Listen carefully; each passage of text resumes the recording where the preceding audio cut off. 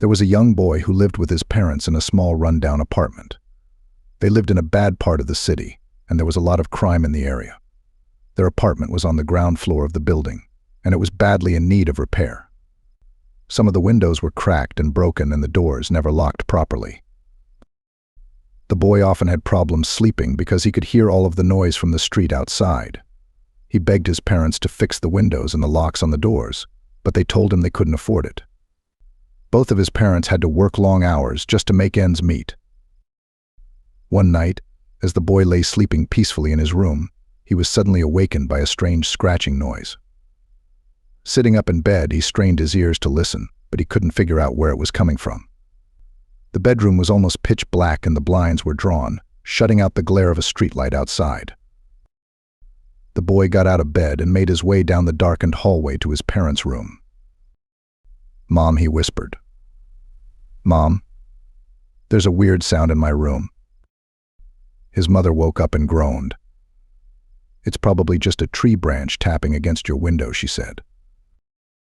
"But there are no trees near my window," replied the boy. "Then it's probably just rats in the walls," his mother mumbled. "Leave me alone. I'm trying to sleep." The boy reluctantly went back to his room, but he was still nervous and afraid. He got into bed, closed his eyes, and tried his best to relax.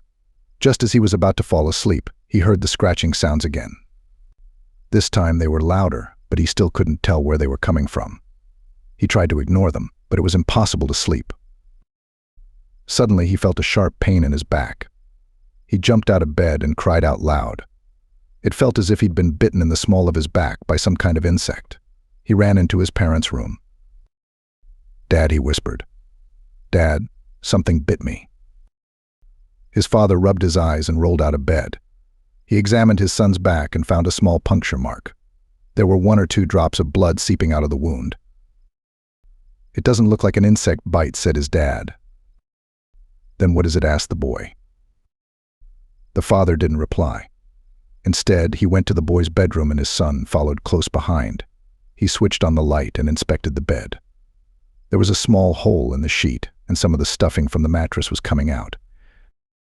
"I know what happened," said his father. "One of the springs in the mattress must have poked through." His dad flipped the mattress over and looked underneath. What he found filled him with shock and horror. There was a long knife sticking out of the bottom of the mattress. At the bottom of the bed, they found mud and dirt on the carpet. The bedroom window was unlocked, and outside, there were fresh footprints in the muddy grass. During the night, someone had slipped into the boy's room through the unlocked window and lay in wait under his bed. The mysterious scratching sound he had heard was someone lying under his bed, stabbing through the mattress with a knife, trying to kill him.